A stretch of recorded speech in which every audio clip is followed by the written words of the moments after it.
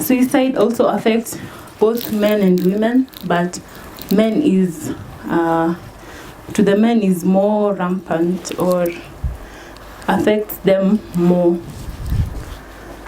The other problems that we had come across or highlighted, which include that there are very few health centers. Like in Minorities, there are only 2, and they're not accessible for them. They're under-equipped, understaffed, no qualified surgeons, no medicines.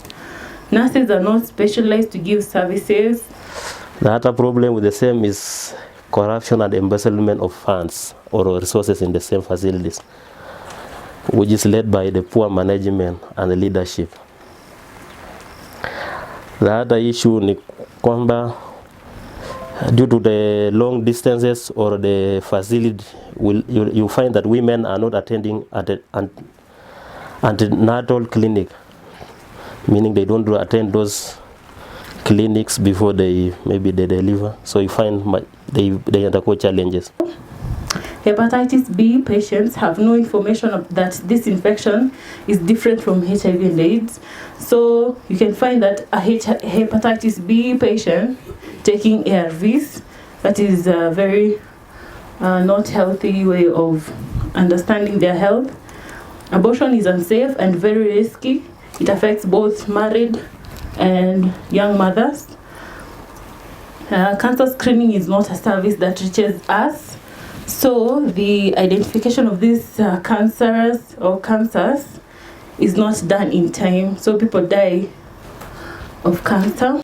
The other issue is what we call areas that are occupied mostly by the indigenous and the minority communities are prone to conflicts and clashes, especially regions, maybe the Sengwer, the other region, maybe even the Ogeg in Mount Elgon.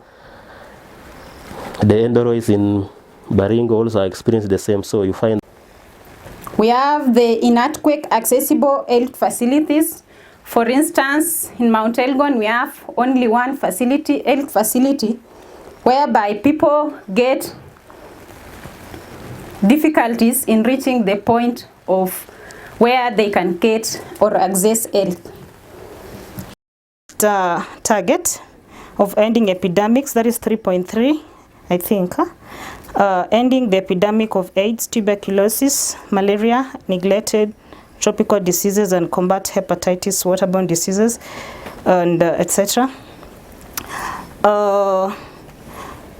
Okay, we don't have the statistics, but just from the general view, we were lucky enough to have a health provider in our group. So we discussed that there are several TB cases in the community.